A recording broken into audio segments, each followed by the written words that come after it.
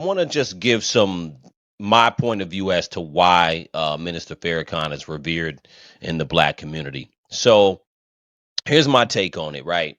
So Minister Farrakhan is revered in the black community for a couple of reasons, in my opinion. One, because he's been around um, a long time. I mean, Minister Farrakhan has pretty much been around, you know, going all the way back to the most important leaders in the black community as far as civil rights. So he goes back to Malcolm X, he goes back to Martin Luther King, and most of the leaders who were in the 60s, 50s and 60s. So Minister Farrakhan goes back that far. But so the lineage, how far he goes back, or how long he's been around. That's one thing I think. The other thing too is that whether you're in the Nation of Islam or not, in the black community, people respect Minister Farrakhan, and Willie D talks a little bit about that. Minister Farrakhan, he's somebody who he will basically tell anybody what he thinks about what the truth is. He will hold anybody accountable, including black people, right? So the difference between here's the difference. The reason why Minister Farrakhan, in my opinion, is more revered in the black community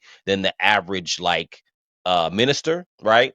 Is because the Nation of Islam has always been about calling out what they see as wrong as far as systematic racism and racism in general, but also they hold their own members accountable for their actions and their structure. So the Nation of Islam has always been heavy on family structure. Anybody who's, been in jail, they help them come out. When they come out, they help them work. So it's about holding the man accountable to being the head of his household, holding the man accountable for marrying the woman he has children with, holding the man accountable for providing for his family, and really focusing on family structure. So I'm not here to argue about the actual religion. They're revered because Minister Farrakhan can talk to anybody. He can talk about people outside the black community, and he can talk to the black community in a way where whether you agree or don't disagree, you respect it. He is not someone who's been steeped in strange scandals, to say the least. He hasn't been involved in that. And he's a man of respect, like I said. Whether you agree with him or not, he's a man of respect in the black community. So even black people don't really criticize Minister Farrakhan like that. It just don't work like that. I remember my mom and dad had a good friend who actually lived next door to Minister Farrakhan in Chicago. And let me tell you about Minister Farrakhan's block.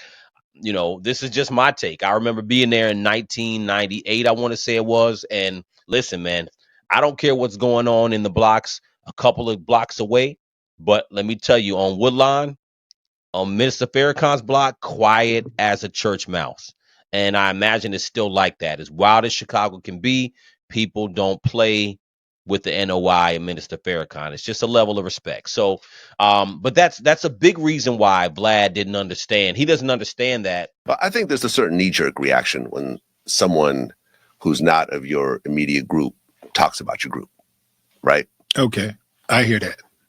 A black person can talk about other black people, but when a white person talks about black people, it's a problem. Yeah. You know what I'm saying?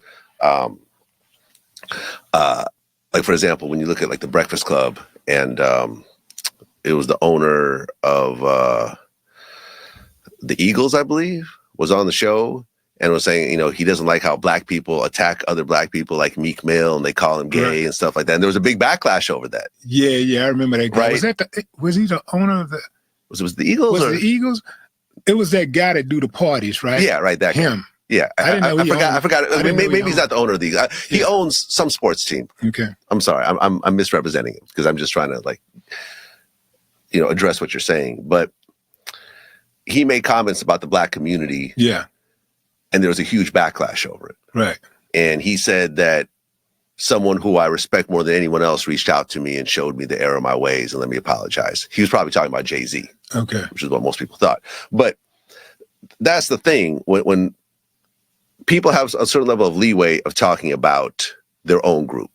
I could talk about how I don't like how the Israeli government is handling the conflict with Hamas. I could say how it's too heavy-handed. I could say that I'm not a fan of Netanyahu and so forth.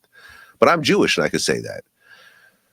A Muslim person or a black person saying that might get accused of being anti-Semitic.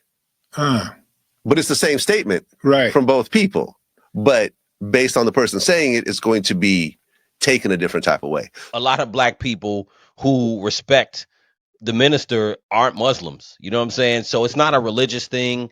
It's really a black community, black American reverence people have for Minister Farrakhan. And I'm sure that there's people that may not like him either, but they just respect him. So there's some people you just can't really talk about. You know what I'm saying? And the biggest issue for Vlad to me is that most of the people that he deal with are black American. Vlad has been involved in hip hop culture in some form or fashion. So really his whole platform and his channel and the way he monetized was by being entrenched in black American culture.